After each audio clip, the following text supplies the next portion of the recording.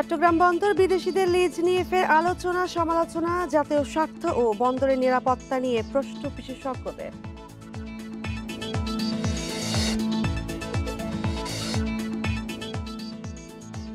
একক প্রার্থী হলে থাকবে না ভোট, বিনা প্রতিদ্বন্দ্বিতায় জয়ের সুযোগ বন্ধ, অনিয়ম হলে বাতিল হবে পুরো আসনের ফলাফল।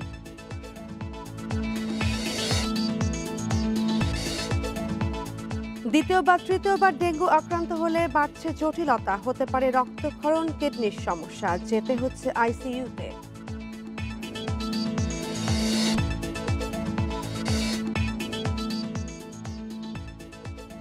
এবছর 15,000-এর বেশি এসএসসি পরীক্ষার্থীর নম্বর গণনায় ভুল, বঞ্চিত মেধাবীরাও, শাস্তি পাচ্ছেন 2 শতাধিক পরীক্ষক।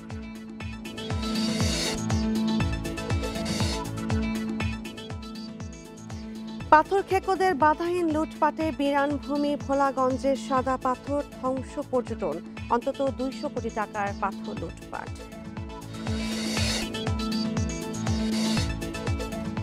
কম সরবরাহের অজুহাতে ঢাকায় কেজিতে 60 টাকা বেড়েছে বিদেশি ফলের দাম, আমদানিকারকদের দায় দিচ্ছে ব্যবসায়ীরা।